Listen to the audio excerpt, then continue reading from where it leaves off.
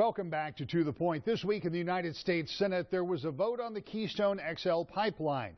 Ultimately, that vote was successful, but it seems highly unlikely that that will change the fate of that pipeline by the time it gets to the White House, if in fact it does. But we had an opportunity to talk with the new junior senator from the state about his view on the pipeline. This was prior to the vote on the pipeline. In fact, prior to a vote on two of his amendments, which ultimately failed.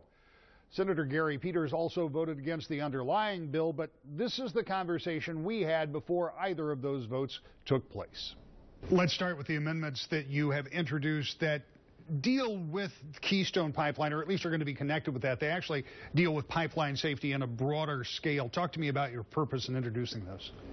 Well, I'm very concerned about pipeline safety generally. Obviously, we've got a Keystone bill before us to deal with the pipeline crossing the center part of the country, but my focus is pipeline safety in the Great Lakes in particular, a sacred trust that we have, and I'm very concerned, as I know many people are concerned, about an oil pipeline that currently exists in the Straits of Mackinac that comes across from the Upper Peninsula down to the UP, or from the UP down to the Lower Peninsula.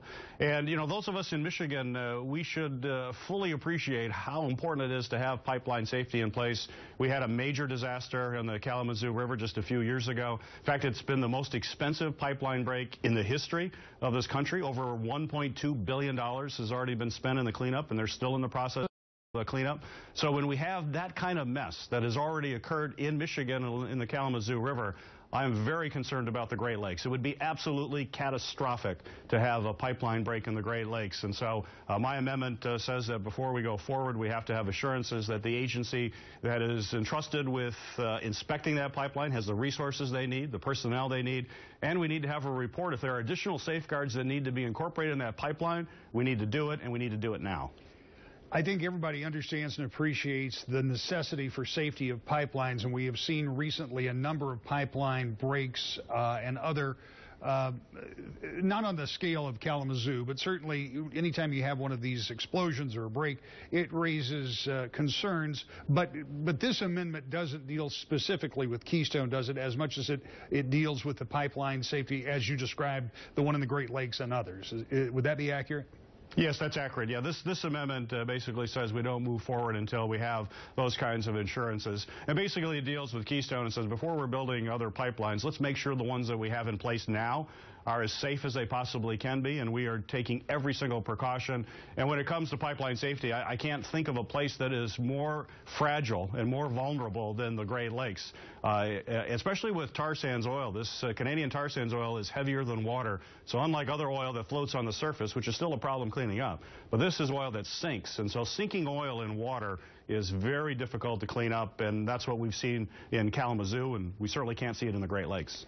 Let's talk about Keystone for a minute. This has been a political hot button now for years. The president referenced it in a none too flattering way in the State of the Union last week. Many Democrats are just opposed to this, even if Republicans can muster the votes to get this pushed through. The president isn't going to look at this favorably, is he? I don't think so. The president has said that veto this legislation. Basically, when it comes to citing pipelines, the president has the authority to do that, and the various government agencies cite the pipelines. It is unusual to have a congressional vote. To have the United States Senate basically debating the citing of one individual pipeline, that just never occurs. So this is very unusual to do this. There's a lot of reasons, I suppose, for it, but we have to remind your viewers this is a Canadian oil that is basically heading to international markets, places like China and other places, just crossing the United States. The Canadians certainly want this. They want to sell their oil to China and other places. But if they're going to cross the United States, in my view, we better be absolutely certain that it is as safe as possible, particularly this tar sands oil. And when you're going across the central part of the country, you've got the Agala Aquifer. You've got a lot of farmers that are very concerned about this going through their area of the country.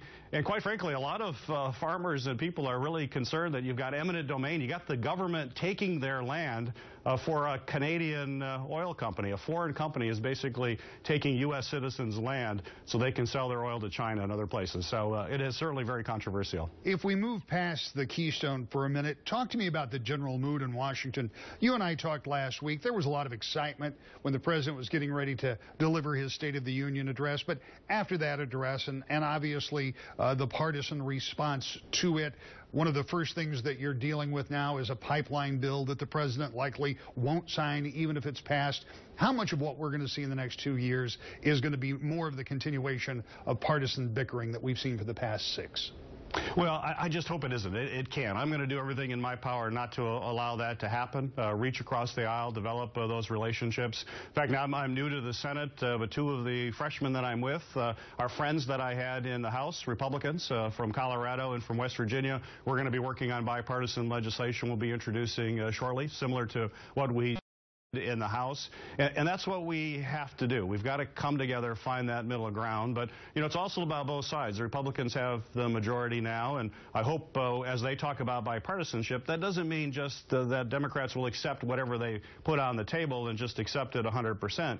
It means you've got to find middle ground, and that means give and take. Republicans have to accept some Democratic ideas. Democrats will accept Republican ideas, but bottom line, in the way I look at this, we should not be even thinking about Democratic ideas and Republican ideas. We should just be thinking about ideas that are good for the country, ideas that are great for Michigan. And if we focus on that, I believe that we can get things done. And I'm going to be reminding my colleagues every day that I'm here, let's focus on what's right for the country, take the labels off and figure out what we have to do to solve some of the really tough problems we face in our state and in our country.